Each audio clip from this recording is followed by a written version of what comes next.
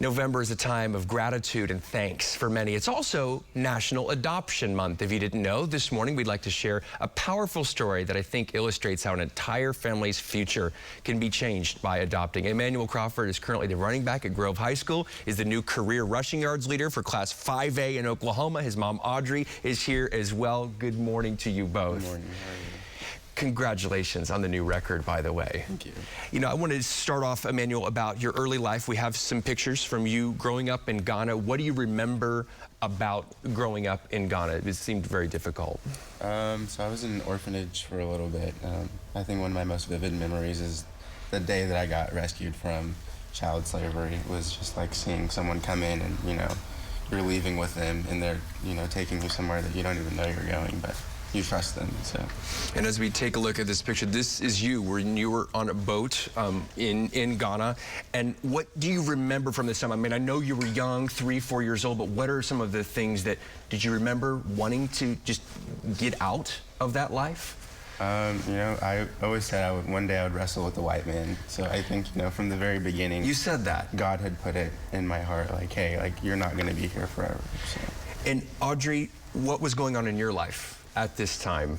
Well, Stan and I already have 5 children, and so it was kind of crazy to think, but it was in my heart that we were to have one more, and I'd always wanted to adopt.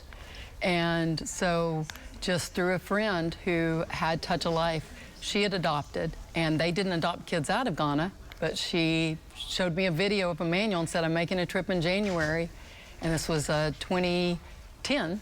Yeah. And I went in January, held him in my lap for the first time, and then we did everything we could to bring him home. Emmanuel, what do you remember about that, about meeting Stan and Audrey for the first time? You know, me and my parents were, you know, we're best friends from the very beginning. I kind of just hugged them, and, you know, I never wanted to leave their side. I knew that I was going to be in a safe place with a good family. And Audrey, what do you remember about the early years as you are, you know, trying to have, you know, you're having Emmanuel with your kids, and what do you remember just kind of about adjusting to a new life? I won't lie, it was tough. But, you know, when you have 5 children, you realize parenting's not for the faint at heart. And so it didn't, you know, intimidate me, but it was tough.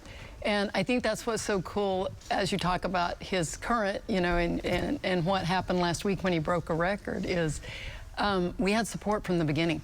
When there wasn't enough love by Stan and I out of frustration or his siblings, you know, wanted to beat him up because he was this annoying little brother, is we had a community that loved on him, and he started trusting them and loving on them, and that's what carried us through, for sure. Emmanuel, how did you grow up, you know, in terms of how did you find out about football and find out that this was something that you were really, really good at? I mean, I think I can say that, you know, 6,000 career rushing yards, you're pretty good.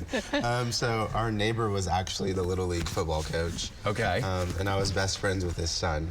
And so, you know, I started talking to him, and he was like, dude, you should totally play football. And I was like, dude, my mom's not letting me play till 7th grade. You know, it took some convincing and some flowers and some chocolate, but in 5th grade, my mom was like, you know, I think that you can play football now. So, you know, it kind of just took off from there. With it being, as we mentioned at the top, National Adoption Month, how has adoption, in what ways has adoption changed your life? You know, it took me from a bad situation to a good situation. It makes you realize, like, as a little kid, when you're going through something traumatic and you come out of that and you get put into this beautiful family with amazing people, it's like, you know, God is real and life is good, even in the bad times, so. Audrey, for you and Stan, how did it change your life? Because obviously you've changed his life, but how did it change yours? You know, it's almost hard to tell his story. We didn't for so long because, you know, people mean well, but they'll say, wow, that was so awesome you did that. But it's like, it's so awesome when you have a child. And so he's a child. Like, he's so awesome to us. It's so awesome that God entrusted us. So when people compliment us, like, you don't understand. I'm the privileged one. I'm the honored one that, I mean, he could have gone anywhere. I mean, because he said it. He prophesied it over his own life that he was going to wrestle with the white man as a little boy in his own native tongue. And yet for that to happen and it be us, it's great to have him as a son. He's my reward. Well, Audrey Emanuel, thank you for sharing your story. Again, it took a long time, I know, to get comfortable telling this story, so I really appreciate you both telling this here at National Adoption Month. Have a safe trip back to Grove, by the way. Okay. Thank you. Thank you for having us. Yeah, 9:20 now. Coming up, a local business helping others get off the ground is celebrating a milestone. After the break, how Mother Road Market is inviting people to join in on its 4th birthday party there at 11th and Lewis.